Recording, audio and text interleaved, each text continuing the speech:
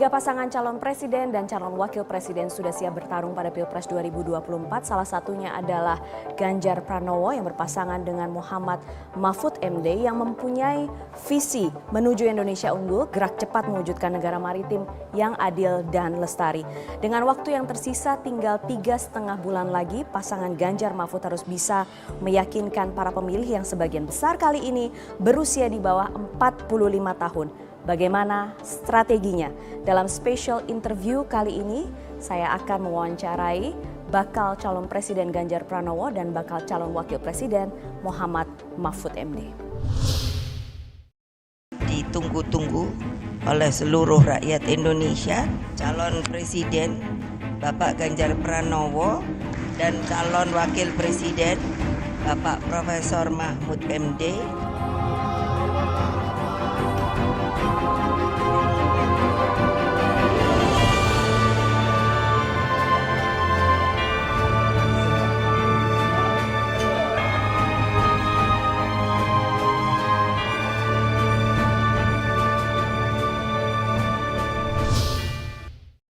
Selamat malam, kita berjumpa lagi dalam special interview. Kali ini saya bersama bakal calon presiden Ganjar Pranowo dan juga bakal calon wakil presiden Muhammad Mahfud MD. Dan saya sudah bersama dengan beliau-beliau. Selamat malam, Pak Ganjar. Selamat malam, Prof Mahfud. Selamat malam. Malam. Sehat-sehat? Oh, sehat. Bajunya sekarang warna hitam, ini baju perangnya? Ya, kebetulan. Oh, kebetulan, oke. Biasanya gantian hitam putih begitu kan. Kok hari ini hitam semua? Oh, berjodoh. Oh iya, oke. Jadi garis-garisnya sudah nggak ada lagi sekarang? Ada juga. Relawan pakai Oh, semuanya. relawan pakai. Malah kreasinya tambah macam-macam sekarang. Setelah ada itu ya, setelah ada ini kan ada voting ya waktu itu kan? Ada vote kan gitu, Yeah. oke. Kalau misalnya dilihat sekarang baru tahap pendaftaran, Yeah. baru tahap pemeriksaan kesehatan, tapi sepertinya pertempuran sudah terjadi, benar begitu Pak Ganjar? Semua yang baru, yang masih hangat biasanya membuat pembicaraan yang ramai. Baru mulai, baru itu sudah kelihatan, sudah pasti pasangannya 3, maka orang mulai berbicara dan itu biasa. Gitu. Pak Mahfud juga melihat itu, pertempuran sudah terjadi? Ya, pertempuran kan dari pemberitaan ya, lalu wawancara terhadap orang yang dianggap berafiliasi dengan kami, berafiliasi dengan yang sebelah, kan biasa aja lalu terjadi ini. Baguslah, dulu zaman Orde Baru kita ndak bisa berdebat-debat gini. Kok sekarang jadi ini ya? Dulu itu diminta ya Pak? Dulu iya. Diminta berdebat, Iya. kita pernah diledek kan, pemilu di Indonesia itu menarik karena 5 tahun lagi sudah hasilnya sudah ketahuan di sini gitu Iya, ya. iya, betul, Jadi betul. contoh-contoh yang hari ini mestinya kita lebih bangga. Iya, oke. dong, Bang. Kita melihat sekarang sudah mulai memperkenalkan gagasan-gagasannya. Jadi kalau dari informasi yang sudah disampaikan di media ini, Indonesia unggul, gerak cepat mewujudkan negara maritim yang adil dan lestari. Poin turunannya banyak, media juga sudah menerimanya, saya juga sempat mempelajari beberapa. Tapi sebenarnya titik beratnya apa sih Pak Ganjar? Satu, gerak cepat, Oke. karena semua harus akseleratif. 2 wilayah terbesar kita maritim, dan itu mesti kita siapkan. Dan itu butuh SDM yang unggul, karena kita akan mendapatkan bonus demografi. Iya. Maka nanti turunannya akan kita siapkan untuk menuju pada pencapaian itu. Sehingga nanti skala prioritasnya akan kita siapkan lebih sistematis. Dan tentu saja karena ini menjadi living visi misi begitu ya, sehingga kita harapkan nanti masyarakat juga masih berkesempatan untuk berkontribusi. Maka kalau kami Akan pergi, terus diperbarui gitu berarti? ya tentu saja ada pasti. Frame-nya sudah dibuat, pasti ada yang kurang secara teknis dan sebagainya dan masyarakat mengatakan itu penting, maka kita akan lakukan. Maka ketika kami pergi ke satu titik, Pak Mahfud juga, besok beliau ke Maluku dan sebagainya, beliau, saya dari Lampung umpama, kita mendengarkan suara masyarakat, itulah yang nanti bisa melengkapi. Kita butuh mendengar lebih banyak suara masyarakat. Butuh mendengar lebih banyak. Prof, sebenarnya kalau Indonesia unggul ya, itu yang ada di bayangannya Prof Mahfud itu yang kayak gimana sih? Oh, Indonesia unggul itu sudah ada di dalam alinea kedua pembukaan Undang-Undang Dasar, yaitu Indonesia yang bersatu, utuh kebersatuannya, merdeka yang sungguh-sungguh, berdaulat yang sungguh-sungguh, adil makmur. Oleh sebab itu tadi tagline-nya itu bergerak cepat dengan adil dan lestari kan. Itu adil penting tuh. Makanya kami diskusi banyak dengan Mas Ganjar, itu terlalu cepat, kalau tidak adil tuh bahaya. Terlalu cepat kalau tidak Iya, adil bahaya. iya. Dan itu yang selama ini kurang kadangkala. Keadilan karena ingin cepat semuanya bekerja dengan orientasi cepat selesai, tapi entah proses hukumnya, keadilannya, bahkan kadangkala tidak melestarikan budaya dan keamanan lingkungan. Maka ada kata lestari. Maka ada kata lestari. Iya, Kak. Oke. Kalau misalnya Pak Ganjar, kalau misalnya melihat perkembangan yang sekarang, apakah kita memang masih jauh dari Indonesia unggul itu? Tentu pergerakannya sudah berjalan sebenarnya. Tracknya menuju ke titik itu sudah ada. Ya. Saya kira pemerintahan hari ini sudah berikhtiar ya. Maka tugas kita adalah mempercepat, maka akseleratif. Yang sudah bagus itu udah orang melihat oke, seneng, itulah yang kemudian mesti kita teruskan, kita bisa percepat. Tapi kan ada yang belum tercapai dan sebagainya, saya kira penting untuk memperbaiki. Yang jelek, ya kita tinggal lah, kita ganti gitu ya. Jadi sebenarnya tracknya sudah betul, tapi kita butuh cepat karena momentumnya tidak akan berulang. Apa itu di era bonus demografi ini? Ya. Itu akan menjadi dividen, menjadi bonus, atau kemudian menjadi malapetaka demografi. Kita tentu sudah belajar dari banyak negara yang lebih dulu, Mbak, Ya. melakukan itu. Maka kita dalam waktu yang kurang lebih 10-13 tahun ke depan ini kita mesti menyiapkan betul-betul sepresisi mungkin gitu ya, untuk kita bisa membawa bersama-sama begitu. Pak Ganjar tadi mengatakan bahwa visi misi ini hidup dan menerima masukan. Sudah ada masukan mungkin dari Pak Mahfud, Prof Mahfud soal ini? Sudah gini, visi misi ini dibuat dengan sangat serius, memakan waktu tidak kurang dari 9 bulan. Ini dari tim yang bercerita ke saya. Ya. Terus saya baca, punya saya udah masuk semua, tapi yang lebih spesifik saya bilang, Anda sudah 9 bulan, saya tambah lagi pusingnya lebih dari 9 bulan, ini masukkan lagi. Saya kasih bendel. Dan sekarang udah masuk. Itu terutama masalah Apa tambahannya, Prof? reformasi pencepatan reformasi hukum. Itu mengandung 4 hal. Satu, masalah peradilan dan kepastian hukum. Yang kedua, masalah hukum sumber daya alam. Yang ketiga, pencepatan pemberantasan korupsi dan masalah perundang-undangan nih. 4, ini sasarannya terbagi ke dalam 57 item program selama 5 tahun. Kita sudah masukkan. Sudah dimasukkan? Sudah, karena sebenarnya memang prinsipnya udah ada, tinggal spesifikasi gitu ya. spesifikasi sasarannya aja, tahun pertama apa, tahun kedua apa, tahun ketiga apa. Tapi kemudian banyak pertanyaan nih memang Prof. Prof Mahfud sekarang Menko Polhukam, kemudian ada beberapa visi misi yang kedepannya berkaitan dengan Polhukam tentu saja. Apakah memang ada beberapa hal yang Prof Mahfud tidak bisa lakukan di masa sekarang ini sampai akhirnya itu menjadi PR di pemerintahan jika nanti Pak Ganjar dan Prof Mahfud terpilih? Bukan tidak bisa lakukan, belum. Bisa kan banyak tuh. Kalau dari 57 selesai 10 saja misalnya. Tahun kemarin, kan sekarang tinggal berapa, lanjutkan lagi karena berkesinambungan. Bisa dilakukan dan akan menjadi akseleratif kalau saya nanti menjadi wapres. Gitu kan, karena saya sudah bersepakat dengan Mas Ganjar, semua masalah hukum, akses untuk ikut menangani tidak formalitas. Saya dengan Mas Ganjar, ini urusannya presiden, tapi nanti presiden kan nyerahkan ke saya, Anda bidang hukum ini gitu. Jadi bukan formalitas diundang gimana perkembangannya, ini harus konkret.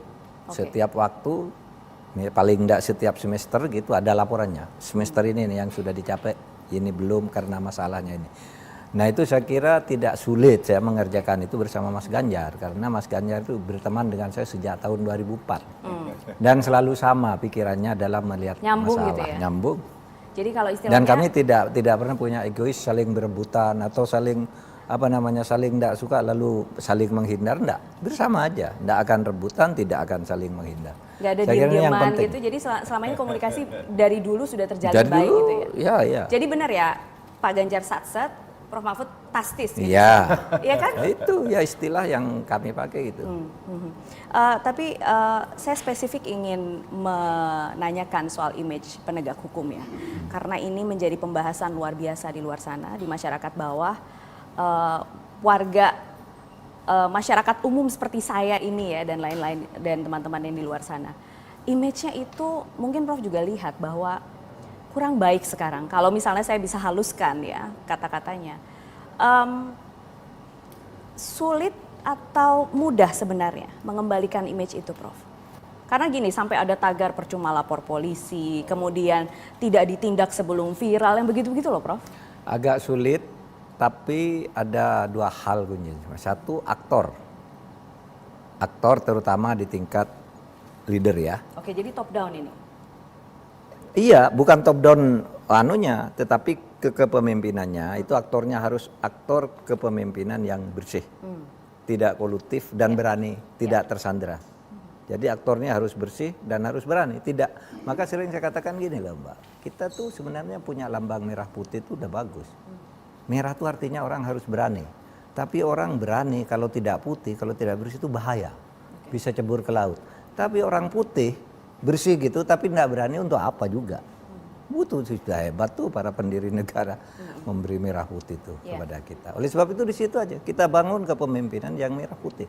Berani dan bersih. Oke, berani dan bersih. Dan Pak Ganjar berani dan bersih?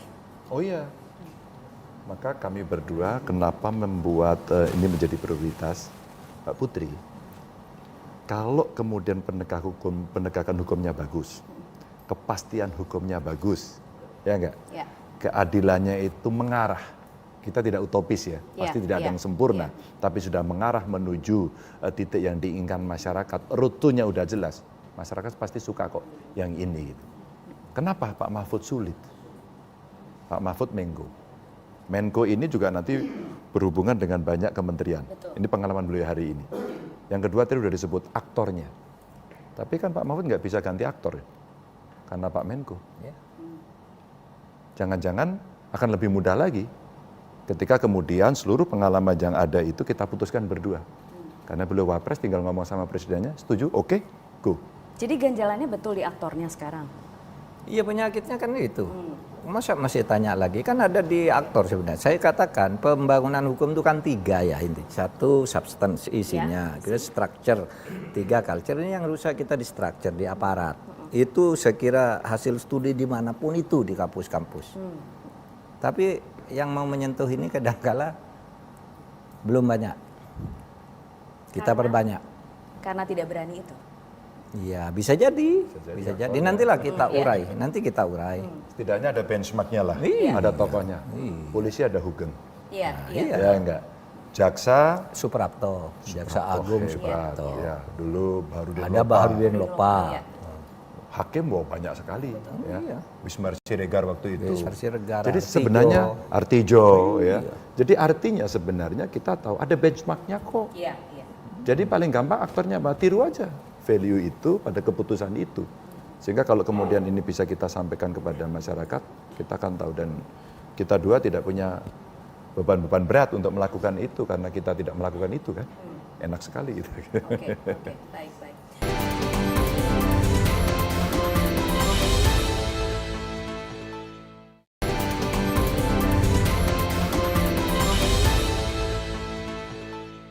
Kita sekarang bicara soal elektoral ini yang akhir-akhir ini tentu ada hasil-hasil survei. Setidaknya saya ada data terbaru yang survei dari Indikator, kemudian LSI DNIJA dan Alfara Research Center. Ganjar Mahfud diprediksi kalau Indikator per 16 sampai 20 Oktober kemarin itu di 33,7%, di atasnya ada Prabowo Gibran. Kemudian LSI DNIJA atasnya Prabowo Gibran, Ganjar Mahfud 36,9%. Kemudian Alfara Ganjar Mahfud 36,5%. Gitu ya. Kemudian Prabowo Gibran di bawahnya. Ini melihat angka-angka ini Pak Ganjar bagaimana sebenarnya? Ini dianggap sebagai leading untuk ngelit pemilih atau Anda melihat benar-benar ini angka riset atau apa sebenarnya? Angka yang tampil di publik dan sudah disampaikan ke publik buat kami menjadi referensi. Karena kami juga punya survei-survei itu. Jadi ada yang rilis, ada yang unrilis gitu ya. Nah kita coba kombinasikan dan kita sudah punya peta seluruh Indonesia. Peta kekuatan dari partai, peta kekuatan individu begitu ya. Dan sekarang saya sudah dipasangkan dengan Pak Mahfud. Rasanya begitu saya dipasangkan dengan Pak Mahfud, ada energi baru yang nyodok, tung. Karena apa? Karena ada image yang bagus, dari seorang Mahfud MD yang kemudian berkolaborasi. Maka itu pasti akan mendongkrak. Tapi kalau kami lihat angkanya, rasa-rasanya ada dua pasangan yang akan berkejar-kejaran. Nah, tugas kami ya berlari. Bagaimana caranya kemudian kami bertemu dengan lebih banyak masyarakat untuk mengkomunikasikan itu. Dan itu cara yang paling gampang. Kami berjalan, partai pengusung berjalan, relawan berjalan, dan kami komunikasikan sehingga kita bisa mendapatkan ya hasil yang baik. Tapi data itu menunjukkan memang persaingan masih ketat. Oke, persaingan masih ketat. Dan kalau mengutip Pak Ganjar tadi ada dua pasangan, jadi sekarang memang yang diperhitungkan betul adalah satu pasangan itu. Bisa disebut? Tidak. Atau sama semua? Sama semuanya, jangan menyepelekan. Jangan menyepelekan, artinya kita tidak boleh menganggap enteng karena proses ini terus berjalan. Karena yang dipilih ini pasti orang-orang yang sudah melalui proses seleksi. Kalau orang mengambil apakah ini yang terbaik, setidaknya ini yang terpilih lah di antara mereka, dan tentu tidak main-main. Jadi kami sangat menghormati. Kebetulan saya kenal semua satu persatu dan sangat dekat. Gitu. Oke, kenal semua satu persatu, sangat dekat. Karena sudah ke sana, jadi saya tidak mungkin kalau tidak membahas yang terbaru, yaitu soal Pak Prabowo dan juga Mas Gibran. Ini menjadi ramai sekali kan sekarang, Prof. Dan kemudian semua sudah menghitung dampak elektoralnya kira-kira kepada pasangan Ganjar Mahfud seperti apa. Pertanyaannya sama, mungkin semua bertanya, apakah sekarang Pak Ganjar masih merasa didukung oleh Presiden Jokowi? Sampai hari ini Pak Jokowi statement terakhirnya mendukung semua. Sampai hari ini mendukung semua. Pada saat rakernas kami menyampaikan nanti setelah dilantik langsung konsentrasi pada kedaulatan pangan. Itulah statement-statement yang ada, dan menurut saya, buat saya statement-statement itu cukup menjadi sebuah referensi. Itu yang di depan, tapi di belakang apakah pernah ada janji ketika berbicara berdua misalnya? Terkait dengan? Dukungan. Oh, awalnya Pak Jokowi mendukung saya. Dari awal.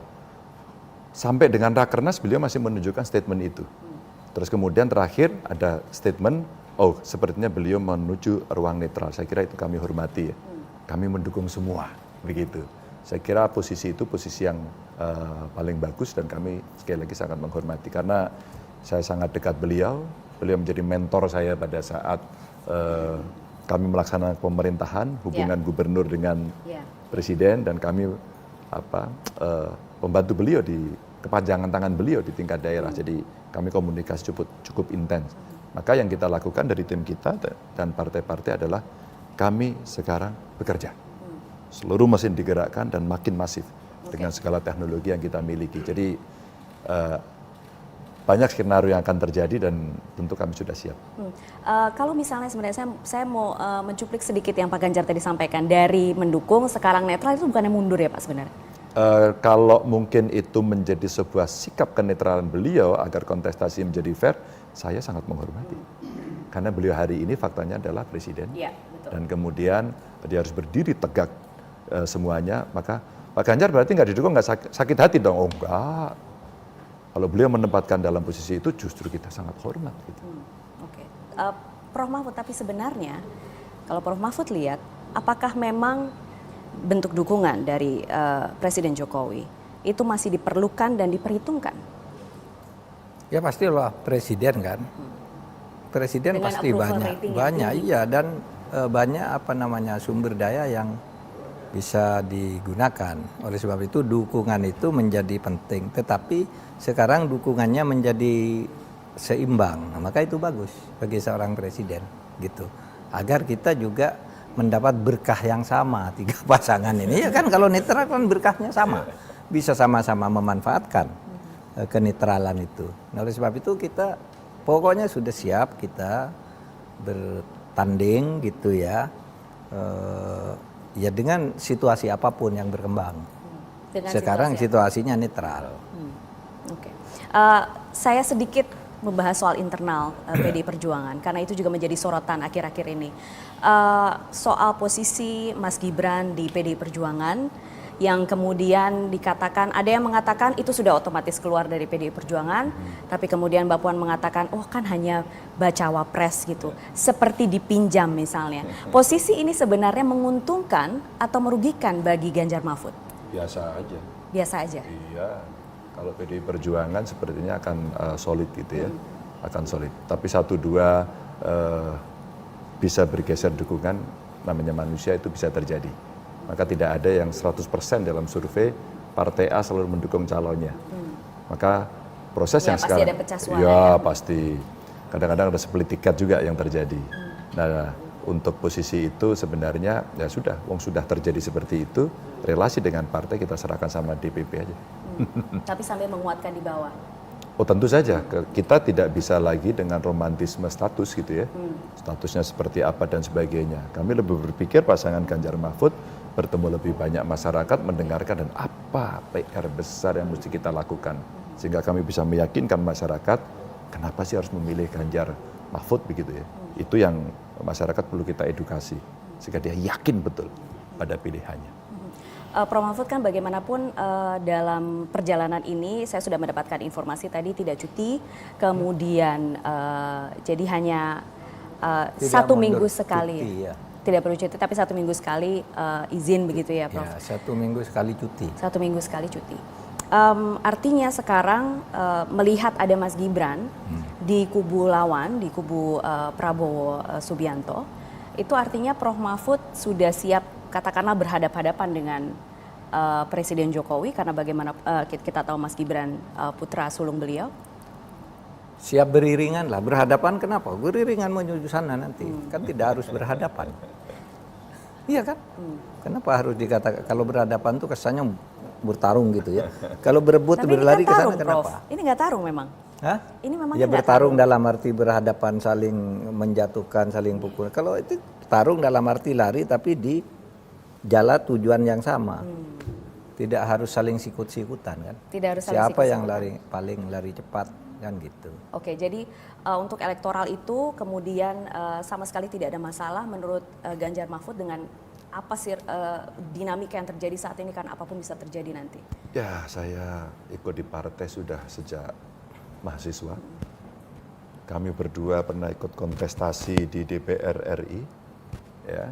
Terus kemudian beliau ke eksekutif MK, Ya, terus kemudian di judikatif, kemudian di eksekutif jadi menteri.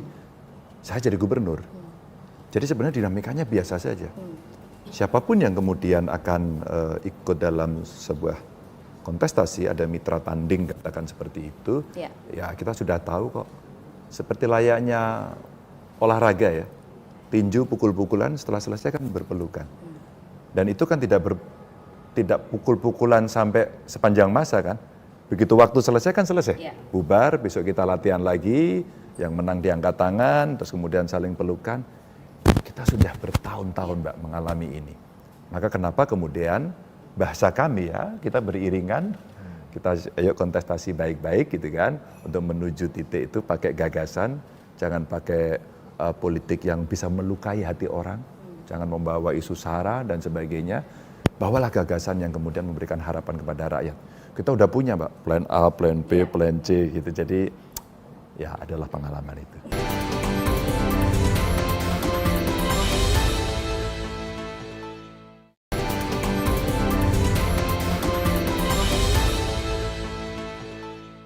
Baik, sekarang kita ngobrol tentang warisan Presiden Jokowi nantinya yang kemudian akan diteruskan oleh Ganjar Mahfud jika kelak terpilih. Jadi program-program atau warisan apa saja yang Prof Mahfud akan diteruskan ketika nanti terpilih? Ya hampir semua program dari Pak Jokowi itu kan bagus ya. Jadi prinsipnya enggak usah disebut satu persatu, mana yang sudah bagus kita lanjutkan, yang perlu diperbaiki kita perbaiki, yang selesai ya dianggap sudah selesai kan gitu. Kenapa harus dipertentangkan? Ini kan pembangunan berkelanjutan, visi utamanya itu adalah Undang-Undang Dasar. Itu visi utamanya, dan kalau visi utamanya Undang-Undang Dasar enggak usah dipertentangkan. Ini diubah apa dilanjutkan, enggak ada. Ini semuanya berkesinambungan. Dan di proses kesinambungan itu terjadi di hampir semua proses apapun. Sehingga yang sudah selesai ya sudah, yang ini tidak bagus, ya sudah diganti kan gitu. Yang bagus teruskan kan itu. Apapun istilah yang dipakai, tetap itu prosesnya berjalan. Yang tidak bagus ditinggalkan, yang bagus dilanjutkan, yang belum ditambahkan kan gitu. Kalau tidak begitu namanya bukan pergantian, bukan pergantian kepemimpinan, bukan sirkulasi kepemimpinan. Kalau sirkulasi pasti untuk melanjutkan yang proses-proses kayak gitu. Termasuk pembangunan IKN, Pak Ganjar? Oh iya, IKN itu kan undang-undang. Karena itu undang-undang, siapapun wajib melaksanakan, wajib hukumnya. Akan misalnya dievaluasi kah atau apa? Karena cukup menimbulkan beberapa kontroversi. Soal kontroversi, evaluasi itu pasti akan dilakukan. Siapapun yang akan mengerjakan, kok ini lama, bagaimana cepat, apa problemnya, apa faktornya, siapa yang mesti terlibat dan sebagainya. Tapi wajib diteruskan. Orang bicara hilirisasi umpama, sempat rame sih gitu ya. Kemudian ada cerita siapa meneruskan, siapa tidak. Ide hilirisasi itu adalah sebuah keputusan keberanian. Hilirisasi mesti tuntas. Kalau perlu sampai end to end produk. Bahkan saya bilang hasil produk kelautan kita mesti sampai hilirisasi. Jadi penangkapan ikan yang terukur gitu kan. Terus kemudian diolah, ada industrinya sampai end produknya. Baru kita jual. Maka nilai tambahnya akan ada. Apalagi hilirisasi industri digital. Ini anak-anak muda hebat-hebat tuh. Kenapa itu tidak kita siapkan? Infrastruktur kita siapkan, konten kreatornya makin banyak, pendidikan diberikan, royalti, terus kemudian IP-nya diperhatikan, sampai produk akhirnya. Karya-karya anak bangsa. Sehingga hilirisasinya kemudian kita perbesar, kita perbanyak begitu, tapi tentu saja kita mesti hitung betul ya. Karena kalau hilirisasi dilakukan, ahlinya nggak ada, nanti orang marah-marah loh. Karena mesti mengambil tenaga kerja dari luar. Nah, mari kita kolaborasi dengan negara luar yang sudah lebih dulu tahu, punya pengetahuan, teknologi, permodalan. Nah, kita siapkan SDM kita untuk melakukan percepatan. Saya kira semacam sekolah vokasi menjadi begitu penting untuk menyambut ini. Jadi itu cerita-cerita baik yang harus dilakukan. Gitu. Karena Anda sudah menyinggung soal anak-anak muda, oke kita ke sana sekarang.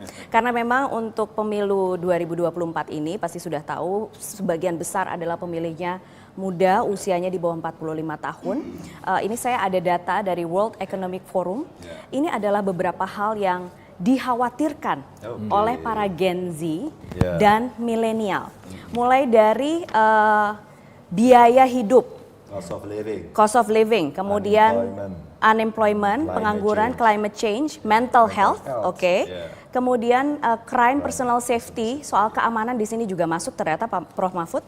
Kemudian kalau milenial sama biaya hidup, lingkungan, pekerjaan, healthcare itu masuk di millennials. Jadi misalnya millennials yang udah jadi orang tua, memikirkan bagaimana kesinambungan kesehatan untuk anak-anaknya gitu ya.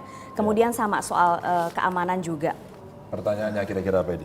Pertanyaannya adalah apakah apa yang dilihat sekarang oleh Ganjar Mahfud menjadi betul-betul masalah utama kaum Gen Z dan milenial? Oh iya, ini masuk semua dan ini betul. Hari ini job creations.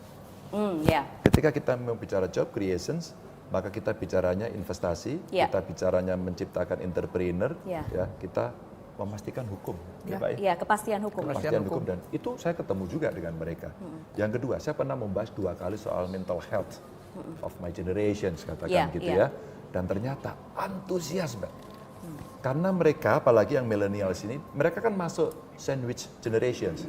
Katanya generasi strawberry ya, indah tapi nggak ada indahnya ya. Dan kemudian terjadi pergeseran-pergeseran yang orang mesti tahu. Jadi kita mesti menyiapkan mental mereka dengan baik. Jadi ya pendidikannya adaptif dan seterusnya kita siapkan. Dan anak-anak muda ini sangat spesifik. Maka hai orang tua, kamu mesti paham mereka. Betul. Iya. Masih soal pemilih muda dan anak muda.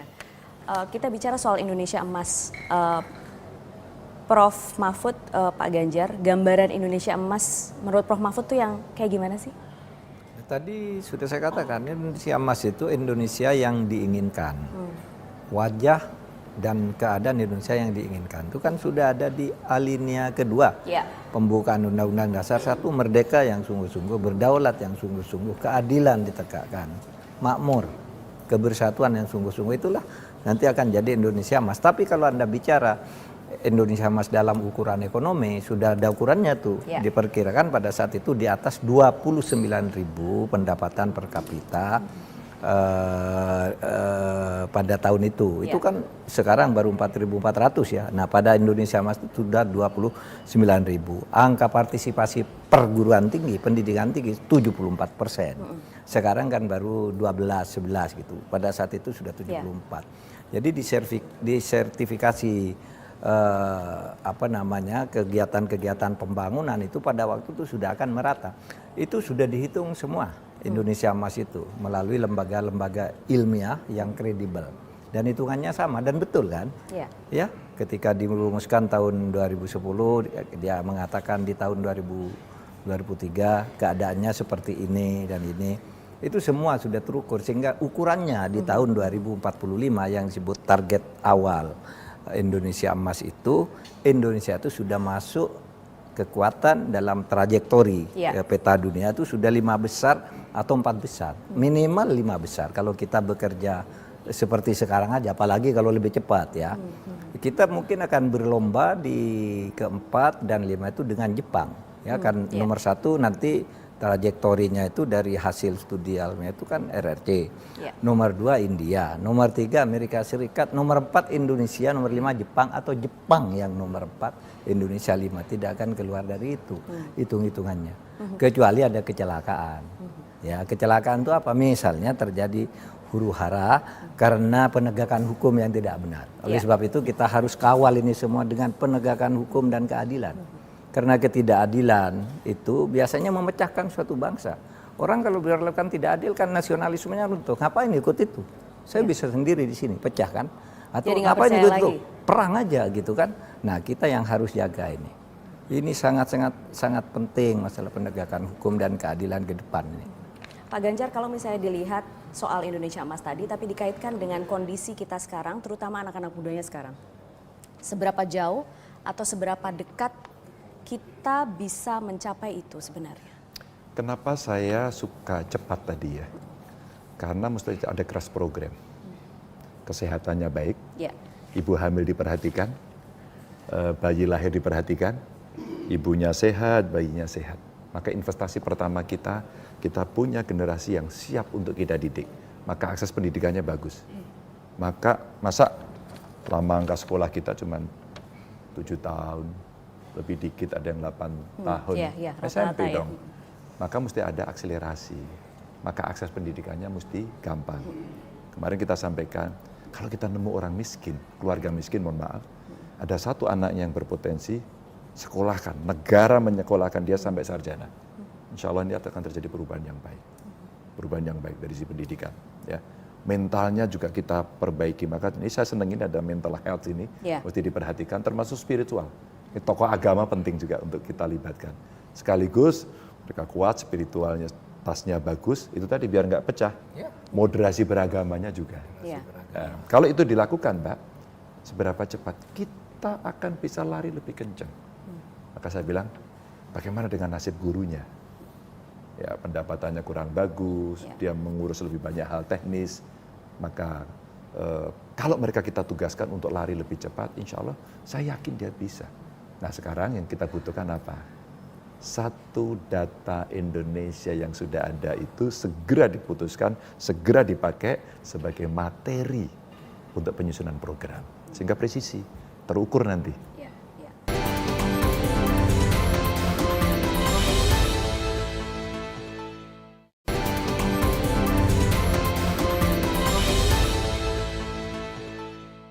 Kita sekarang membahas soal pertempuran dan persiapan kampanye. Pak Ganjar ini sini, oke, iya silakan. Sudah sebentar lagi akan mulai, kemudian semua tentu saja strateginya pasti sudah dilakukan. Tapi saya ingin tahu pembagian antara Prof Ganjar dan Prof Mahfud dan Pak Ganjar bagaimana?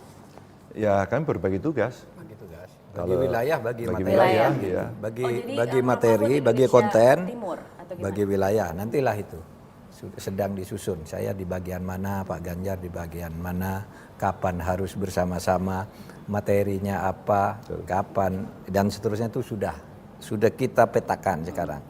Tapi itu kira-kira cara kerjanya. Seperti apa nanti? Kan ini masih ada beberapa hari lagi Iya. untuk diserahkan kan.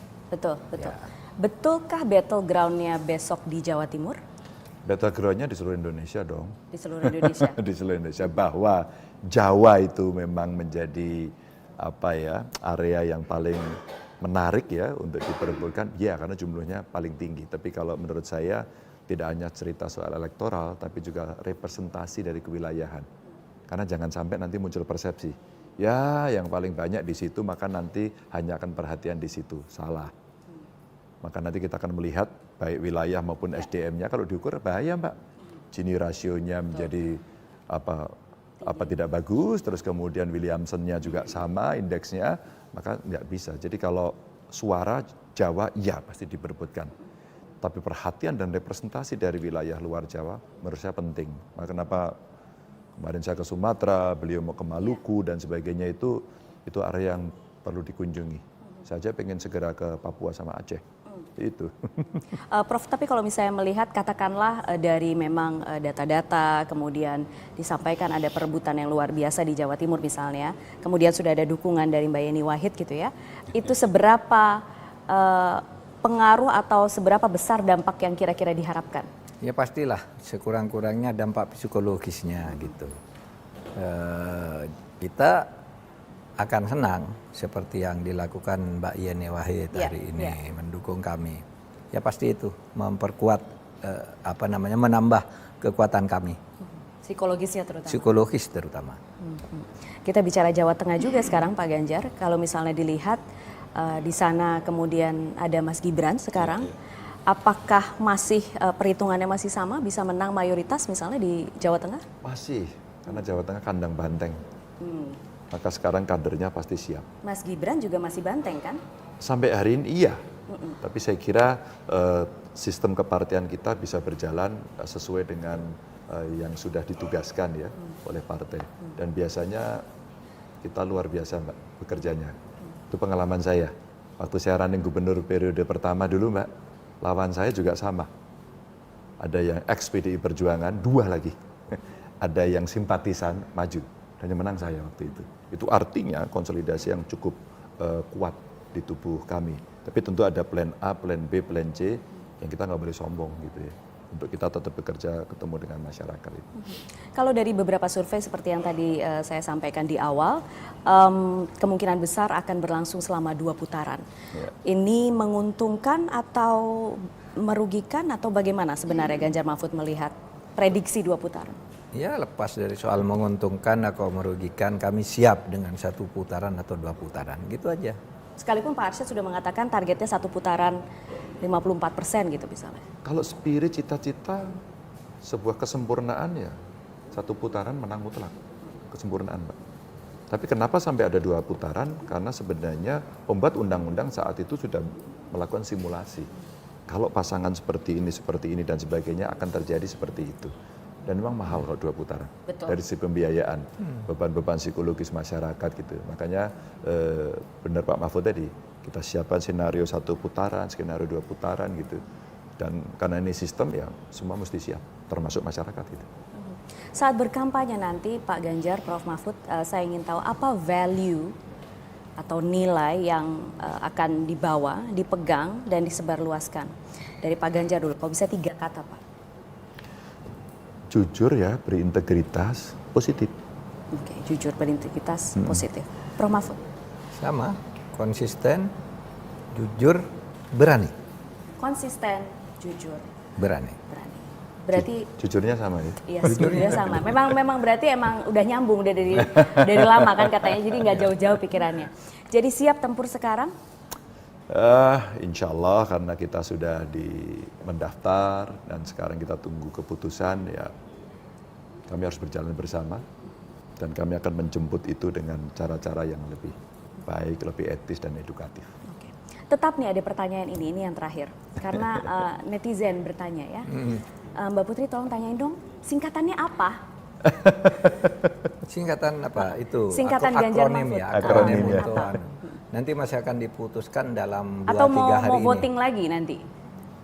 Atau mau voting lagi nanti? Oh boleh kalau Iya, publik mau kasih masukan kita senang. Siapa tahu bagus ya. Voting itu masukan. Nanti kan sekarang udah banyak tuh tawaran-tawarannya, kita nanti putuskan dalam waktu dekat. Oke, baik. Masukannya banyak sekali. Kami Masukannya terima banyak. kasih. Oke, baik. Pak Ganjar, terima kasih banyak malam hari Sama-sama, Mbak Putri. ini sudah bisa memberikan waktu. Prof. Mahfud juga terima Putri, kasih banyak. ya, Saya doakan terima yang kasih. terbaik tentu Amin. saja. Amin. Sehat itu yang paling penting dan semuanya memberikan hasil sesuai yang diharapkan. Amin. Ya Ya, Rabbal amin, amin. alamin. Ke situ. Iya, dan terima kasih bagi Anda yang sudah menyaksikan special interview bersama saya Putri Ainitya. Saya pamit, terima kasih, selamat malam.